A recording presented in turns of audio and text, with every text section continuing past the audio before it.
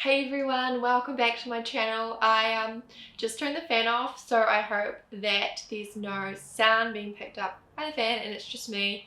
I actually got all blam and then I was like, oh my gosh, I don't know if I can be bothered doing this video, but here I am. Woohoo, third video filmed for the week. Can't say that it's going to be like this all the time, but I was definitely in a mood to film a lot, and probably a lot to do with the fact that I'm on a deadline for the latest Greenstone book. So yeah, I'm procrastinating. And for those of you who don't know, I'm Anne and I'm an author, and today we are here to talk about the Sons of Templar. I think these are out of order and I am missing Battles of the Broken, but yeah, we are here to talk about this set of books. Oh my god, it's heavy. The first book in the series being the first book that I ever wrote, Making the Cut. This is what put me to where I am and made it so that I can write books for a living, and it's just the most amazing thing ever. A little bit of background, I already did a video kind of talking about this. I've done two actually. One on self-publishing and then one just kind of introducing myself. But quick background, 5 years ago, I started writing a story, well, longer than 5 years ago, but I published a story that I had been writing on and off for a long time about a motorcycle club called the Sons of Templar in Tampa, California. Yeah, so I was a voracious romance reader and a huge fan of the MC genre, and I just tore through it, and I didn't have anything else to read, so I wrote my own book, and that is how we got to where we are now. And there's 7 books in the series, and it is definitely my most popular series by far. It is the core, of which there are a few spin-offs, which I'm also going to quickly talk about. I thought it would be fun to do a new kind of thing on my channel, more about my books. I definitely want my channel to be really vast, but I also want it to be something that you guys care about and are interested in. So if you want me to talk more about my books, I will. I just didn't want to come across too oh, I don't have any of my rings on, sad. I didn't want to come across too self-promoting almost. But yeah, I asked in my reader group, and you guys definitely want to see this, which is so exciting because I wanted to talk about this series and my books. I like talking about them. Yeah. So I have some questions here on my phone that I asked a few of you. Hopefully I'm just going to double check to make sure no one has asked any other questions. Oh yeah, I think they have. Interestingly, I'm going to just use the most recent questions. No, I've got 2. Most recent questions about the Sons of Templar. So, have I already said what it is? Yeah. And if this kind of thing takes off a Q&A about all my books, down to do it as a monthly or weekly thing. So, the first and most recent question I just got is, you always write strong women characters. Who has inspired your characters? I love this question because I definitely want to be known as someone who writes strong women and who writes about not just love and romance, but strong female friendships too, which I definitely think is part of something that you always know you're going to get from me. It's something that I was very lucky to be. I was brought up by a strong woman. Let's quickly start there. Little bit of background on my personal life.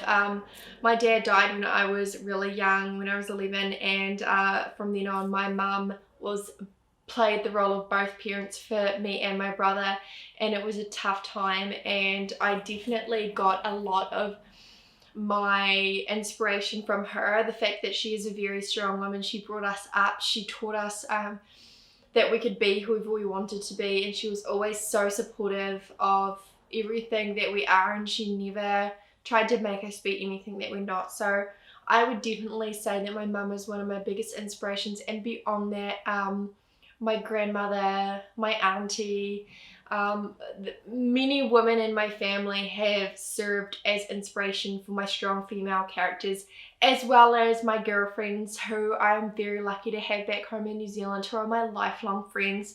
Interestingly, one of my best friend's mums actually read my first book, Making the Cut, and she was like, oh my gosh, it's just I can just see all you girls having conversation, and I know like a few people do ask about where I get the inspiration for my female friendships, and it's definitely from the friendships that I am lucky enough to have. And also I'm going to quickly talk, I'm going to go on a tangent. This is just going to be like really unorganized, so just prepare for that. And I don't know which one it is on camera, but I fucked up one of my false eyelashes and my eyes are watering like a little bitch, so just ignore that. Yes, so it's going to be random, but I hope it's going to be like slightly coherent for anyone who is interested in the Sons of Templar series, which is, as I said, still my best-selling series 5 years later and 26 books later. So Out of the Ashes is actually one of my most popular books in the series, and actually a lot of my readers found me from Out of the Ashes, which is the third book in the series. All of my books can be read as standalones mostly. You're not going to get lost. It's like always new characters and things like that. There might be some mild spoilers in regards to couples and things like that, but a lot of people started with Out of the Ashes, which holds a special place in my heart. This is about a single mum and her teenage daughter, and Bull, who is a lot of people's book boyfriends because he is like a beautifully broken man who is cruel but soft and kind and badass and everything. Yeah, so this is about a single mum, and the relationship she has with her daughter is very special. They're best friends, which I modeled this off the relationship I have with my mum. She's my best friend. I call her like every single day. She's on that whole other side of the world from me, but I always talk to her, and I have such a special relationship with her. And I definitely get a lot of questions about who inspired the mother-daughter relationship, and it is my mum. I almost wanted to write a happy ever after for my mum because she has been living for her kids for so long and living for us. I want her to find her happy ever after, which I hope that she does. I still have faith. I'm a romantic. So yeah, that is, long story short, that is where I get all the inspiration for my female characters from. Who was the hardest Sons of Templar character for you to write, and why? Oh, I feel like this is going to be hard. I'm going to say two. I'm actually going to say two. So I'm going to say Lily from Beyond the Horizon and Bex from Dauntless for two different reasons. Obviously all my books hold special places in my heart, but this one was actually written when I was going through a really, really dark period of anxiety. It was my first real bout with anxiety. I hadn't experienced it before, and I found myself in the emergency room when I had my first anxiety attack because I thought that I was dying and that I got chest x-rays and all sorts of things, and the doctor's like, it's an anxiety attack. And in my head I was like, but I'm not anxious. I'm not an anxious person. This can't be what it is. And it was, and I struggled for a long time with really severe anxiety, and it was a really rough period in my life. Like every morning I woke up with like a weight on my chest, and it was so hard to breathe, and it was like, it took so much work for me to be able to function without having a weight on my chest and without having an impending sense of doom. And I injected so many of those feelings into this book, and this book cured me in so many ways, but it was hard to write, I will say that, because of what I was going through at the time. And I will say every single book of mine is like, it signifies what I'm going through at that point in my life. I leech myself into my books. I might not be like the certain characters that I write, but there's a piece of myself in every single one of them. So I'll say that. And then the next up is Dauntless, and Bex was one of my hardest characters to write because she struggled with a drug addiction. And should I say before this, like spoilers, I'm hopefully not going to say too many spoilers, but if you haven't read The Sons of Templar, like I'm going to try and not spoil too many things for you, but I am going to talk about what happens in the book, so quick disclaimer. Yeah, Bex struggled with a drug addiction. I did a lot of research before I started writing. I read many biographies and books about people who suffered with addictions and things like that, because I didn't want my portrayal of her to be two-dimensional, and I didn't want it to be like everyone's like first impressions of a drug addiction, or what they see on TV and then they make the rest up. I wanted it to be very, very authentic as I could make it. So I did so much research, and I really tried to get into her head, and that was really hard because I was worried at the time that I wasn't writing it correctly, and she was a really dark character. And I think one of the most special moments and heartbreaking moments I had was on Book Splash, which is an author cruise, which changed a lot of things for me. Predominantly, I met my fiance on it as well, but a woman came up to me when I was signing, and she brought Dauntless, and she said that her child was going through an addiction, and the book really helped her understand. And it was really emotional for me to have her come up and say something like that, because it was just like a sign that I'd done it right, and it was just like a really emotional moment. So yeah, Bex was definitely another hard character to write. Hopefully that answers that question.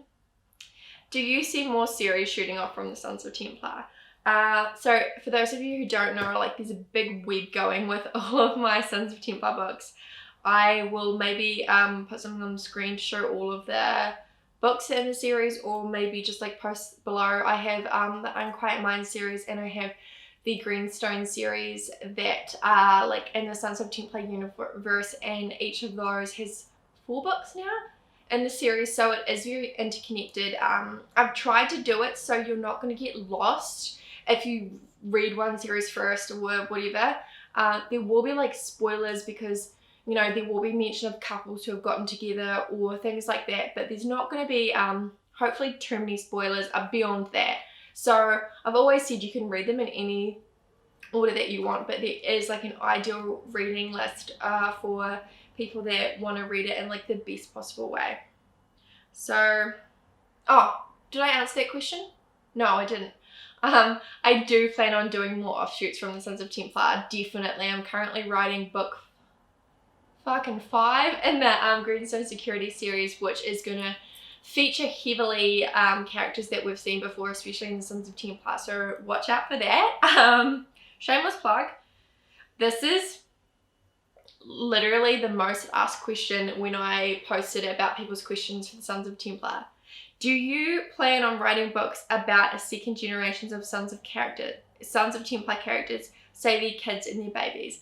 Literally, that is the biggest question I got asked, which is really interesting to me, because before this I hadn't really considered doing the legacy books, but after seeing how many people want to see them and realizing the freaking wealth of potential, like, can you guys see Cade or Brock or Bull as like parents, like to like grown-ass adults, like Bull's little boys? They're gonna be ferocious. So yes, I will be doing legacy books.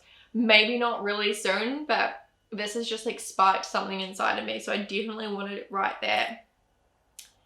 How difficult is it to write about so many continuing storylines between Sons of Templar, Greenstone, and Unquiet Mind series? It's very difficult. I don't do it very well. I am very lucky to have beta readers who know my books like better than I do, because I know many authors who are like fucking chart queens. They've got like the charts and the family trees and freaking Excel spreadsheets of characters. That ain't me. I want to say that right now. I am not good at that. 1000% I should do that, but I don't. I think I have a reasonable memory, and if I am kind of having writing a book where a lot of the events kind of interconnect, I will like read through the previous books before that to make sure I'm doing all that right. But yeah, it is really hard to do that and not fuck up any continuity. Which Sons of Templar men do you plan to write? All of them. I hopefully plan on every character that I've mentioned in the MC. I am planning on writing a story for. It might be a novella, it might be in a while, it might be from a different chapter, but yeah, everyone that you've mentioned and that I have like made time to give you guys a connection to is going to get a story. What about Lexi and Killian? Their story doesn't feel complete, especially Kills. Will you see more of them? So Lexi and Killian, that is actually another big question I get asked. I don't have the first book with me, which is Echoes of Silence, which is actually one of the biggest questions. Fuck, I hate these cards, they're so loud. One of the biggest questions I get would be, do Lexi and Kill get a story from Out of the Ashes? They are featured heavily, their love story. And For those of you who maybe don't know, yes they do, they have 2, and the Unquiet Mind series is actually complete. I write about the entire band, Noah and Wyatt as well. They get stories, and Lexi and Killian get 2.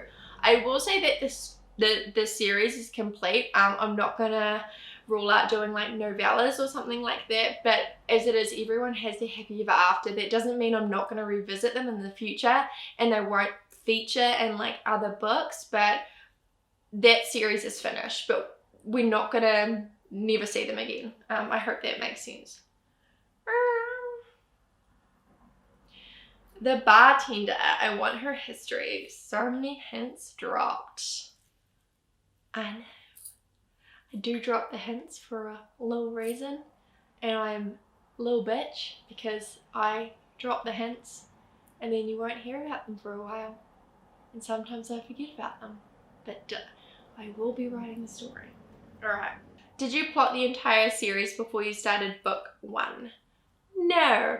When I started book 1, I didn't even know there was going to be a series. I thought that I had written this book that I wanted to write, and that had all the elements of a story that I really wanted to read, and I didn't think anyone would read it, and I didn't even really know what was going to come and the amazingness that I was going to be given from my readers. So no, I didn't know that the series was going to be as big as it is, and I did know that I wanted Amy to have a story, and I did know that like I wanted Lucky to have a story, and I did know that I wanted Bull to have a story. I knew that because they weren't just characters I'd written, they were people to me, and in my head I knew that they had stories and I wanted to tell them, but I didn't come into this thinking, oh my gosh, I'm going to write a whole series, and then I'm going to write 2 spin-off series, and I'm going to write 26 books. I was like, no one's going to read this, and it's just going to be some weird little thing that I did and like a blip on my history, and I'm going to go, you know, back to uni and live this life, which I'm so glad that it didn't turn out that way, seriously. Did you already know which heroine you were going to pair each SONS of Templar member with? If so, did that change as you started writing? Yes, especially if I have introduced heroines like as side characters and maybe they have a little bit of back and forth. I definitely, for example, I knew that Lucy and Kelton were going to get together from Day Dot, and there are a few other ones that I knew were going to get together, but also, spoiler alert, if you haven't read Firestorm, maybe like skip over this little part. With Ian and Amy, I knew he was going to die, but I didn't know what was going to happen. Like, a lot of people were like, oh, couldn't you have it as like it was the wrong person, and like he did die, which I understand that. I'm all for someone like coming back from the dead, like another spoiler alert, like Jagger, but I wanted it to be real too. This might be a little bit too personal. I remember when my dad died, and I was like, in my head, all I was thinking was like, this is a mistake. Someone's going to come and tell me that everything is going to be okay and he's going to be there. And that's the kind of what I wrote as Ian, and Gwen's grief with Ian, and as well as Amy's, was very much my own grief. And as much as I wanted, I swear, all these fucking trucks. As much as I wanted to write that fantasy of mine into a book and make it something that was real in a book, I also wanted to put the heartbreaking truth of something like that in there as well. In real life, it isn't like that most of the time, so I wanted it to be something like that. So I always knew that Ian wasn't going to come back, but there was like a little part of me that was almost like, oh, but could I make him? Like, I know a lot of people are team Ian, and I was for a while too. Oh, I didn't even read the rest of this question. Did you always plan on killing off Gwen's brother, or did you consider pairing him with Amy? Was it always Brock and Amy from the beginning? It was always Brock and Amy from the beginning, but it was heartbreaking to have to do that to Gwen and Amy and Ian. Do you plan while writing the first to have the minor characters become the main in following books? Do you have a character chart that you reference when writing your books to recall important information? No, I don't. I really should. I know I should. Maybe I'll start now, but is it too late? I don't know. So sometimes minor characters have been brought to life because of you guys. A lot of you have been requesting these stories. Not that I haven't planned on telling these stories, but also when I see how much you respond to someone, like Lucky, for example, I kind of put these stories a little bit ahead of the rest because I know that there's someone that you guys really want to know about. In saying that, I can't always do that. I have to wait. I'm not going to force a story, so I have to wait until they talk to me. All characters take on a life of their own, but definitely I surprise myself each time. I kind of like, oh yeah, it's like when I do my makeup. It's like, I'm going to do like a natural look today, and then something like this happens. It's the same way with characters. It's like, they're just going to be a little side character and you're never going to see them again, and then boom, they get their own book. So, are any of your characters based on real people that you know? Yeah, like definitely all of them are based on people that I know. I wouldn't say that like a certain character is a certain person from my life. I don't really do it that way. I know a lot of writers and authors do, but mine are very much like pieces of people, especially the girls. Like they're pieces of me, they're pieces of my girlfriend, they're pieces of people that I've met. So they're definitely like a freaking mishmash of people into one person. I will say some people like are predominantly characters that I turn them into, but most of the time it's like a mishmash. God, I'm hot. Will Rosie get a book? That is probably one of the other most asked questions that I get. I don't know if it's Amazon that doesn't like show my books in the right order or something, but people that who have been loyal Sons of Templar readers don't know about Kelly and Lexi and about Rosie. It could be my fault for not freaking making it more clear, but yes, she gets Shield, the second book in the Sons of Templar, not Sons of Templar, the second book in the Greenstone series. I swear talking about all this is just making me want to write another Sons of Templar book. Which is happening. Yes, so Rosie and Luke get their own book, and in the Greenstones book that I'm writing right now, Rosie features heavily and she's up to some shit. So, oh my gosh. How did you come up for the idea with the Sons of Templar series? Definitely I was watching a lot of Sons of Anarchy. I was consuming a lot of, as I say, MC kind of media, whether it be books, whether it be movies, everything I could find. I was reading like even the true biographical books on MCs. I was like just fascinated by them. I actually forgot the name of it, damn it. There was this mini Australian series that was also really good about the Banditos, I think it was. So yeah, I was just really into the whole MC, obviously because of things like Sons of Anarchy that romanticized it a little bit more, but I just had been consuming so much media about it, and I was like, I want to create my own version of this, for sure. Which book was the harder for you to write? I answered that. Which of my characters is most like me? I would say they're all like me in different points of my life, in different parts. I would say, honestly though, the character that is most like me is Gwen from, where the fuck is it? Is Gwen from Making the Cut. That is like, it was my first book. This is the first book I've ever written. So I was like, write what you know. And I was like, well, I'm writing from the first person perspective. And I didn't know how to write anything but someone like Gwen, who was obsessed with fashion and who wanted to live in New York and who was from New Zealand, in a small town in New Zealand. When you really get to know me and all the things about me, Gwen is definitely me. I wrote a lot of parts about her, especially with things like experiencing the loss of her brother and all of that kind of stuff. It was like me writing about my grief with my dad, and like I just really put a lot of myself into this. So this is autobiographical in a sense, and definitely this was because I was living in New Zealand, and when I started writing this I was going through like a really hard time. So it was me kind of like writing my own story. I was like, well, what if I get my dream and I move to New York, but then what if something happens, and then what if I meet this dreamy guy like Caden, what if I have all these adventures? So it was almost like writing my own fantasy, if that makes sense. And saying that, like another thing, Deadline to Damnation. Like Caroline in Deadline to Damnation, she is an investigative reporter, right? I have my degree, I have my bachelor's degree in journalism, and I wanted to be like an investigative reporter. So like that came into it. I was like, well, what if I was an investigative reporter, and what if this was happening? And you know, like I said, Lily was going through, you know, all of that horrible time with her anxiety, and then Lexi and Mia and their relationship with like mother and daughter as best friends. They're all different parts of me, but if I had to say one book, it would be Making the Cut. Freaking hell. Why did I take so long to answer that question?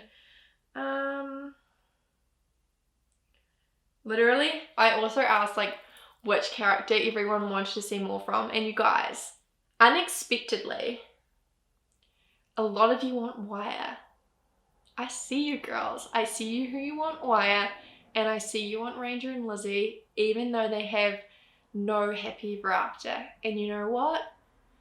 That's going to happen. I was actually just talking to Annette about Ranger and Lizzie, and I was like, I've wanted to write them for a while. I've been thinking about this story for a long while, but spoiler alert, all the people that have read Deadline Damnation, you know that we lose Ranger. So I wanted to write Lizzie, half of it Lizzie and Ranger, and then half of it her going through the grief and finding her second version of a happy ever after. And I didn't know how many people would be into that, because I know the romance community is happy ever after all the time, and I didn't know how you guys would react. But then you guys reacted so well to Firestorm and Ian and Amy, and Ian, Brock and Amy, so I think it's happening. And Wire, fuck yeah, that little nerd is getting his. Did you ever start off a book series and you knew how it was going to end, only to end up taking it in a totally different direction?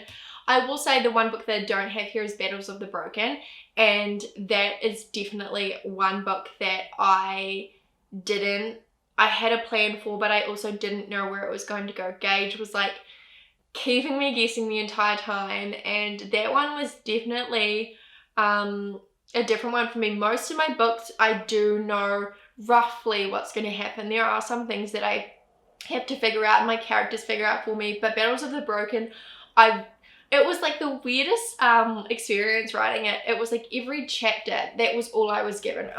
Here's what's going to happen in this chapter. Here's what's going to happen in this chapter, which is not how I write. I usually write backwards, forwards, chunks, and I have to put it all together, and I usually know. I've usually written the ending to a lot of books before I've written most of the start. So Battles of the Broken, definitely. I love that book so much. Oh my gosh, is that it? I think so. I only just put that freaking post up on my author page, so I hope that I don't miss out on any questions. But yeah, I hope that answers any questions that you have about the Sons of Templar. As I said, that is still my best-selling book 5 years later, my best-selling series, and it brings me so much joy that you guys love it and that you connect to those characters so much. And I do miss them. I haven't written the Sons of Templar in a long time, not because I don't want to write more, but just because I have so many ideas in my head, and I also want to, I am a diverse reader. Like, I read a lot across a lot of different genres, and I read like fantasy, I read thrillers, I read all of this kind of stuff, and how I became a writer is writing a book that I wanted to read, and that is pretty much how it goes now. If I want to read something and I feel like I'm not getting what I want, that's how the story happens, or these specific characters talk to me, or I have an idea going for a walk or a movie. As much as I would love to give you everything that you want at the time that you want it, that's not how my brain works, and I also don't want to become an author that writes to market, that knows that certain books will do well, so I force myself to write them. I don't have anything against people that do that, and I know that I need to kind of get more into the zone of giving you guys the books that you want, because I actually end up really enjoying writing them. But yeah, a lot of people ask me if the Sons of Templar series is finished. It's never going to be finished. That's what I'm just going to say from now on. There is never going to be an end to the Sons of Templar. For example, Unquiet Mind is a finished series purely because a band only has that many people in it, right? But the Sons of Templar is like an evolving beast. There's always going to be new members. As you guys say, there's always going to be new kids. There's new generations. So the Sons of Templar is what gave me all of this, all of you. It's not going anywhere anytime soon.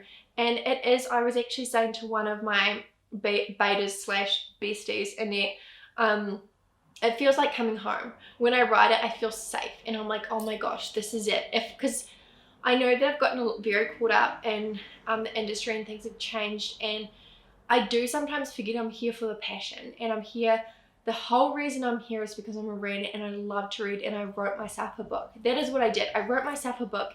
If I was someone else, and if I was like wanted to pick it up and read it, I was like, this is the book that I would love. And that is what I get back to when I'm writing familiar characters like that. So I just wanted to let you know. I hope this isn't too long, and I'm so nasally because this room makes me so nasally, but yeah. If you guys want me to do this, for example, with the Greenstone series, with the Unquiet Mind series, with the Vane Chronicles, even with the Retired Sinners, which is my kind of new generation, almost MC but not, I'd be happy to, but just let me know on my social media. By the way, follow me on Instagram and join my reader group, which is just Cocktails with Anne. Just let me know. I'm happy to sit down and do it. And thank you so much for watching and for all of your support. I'll see you in the next one.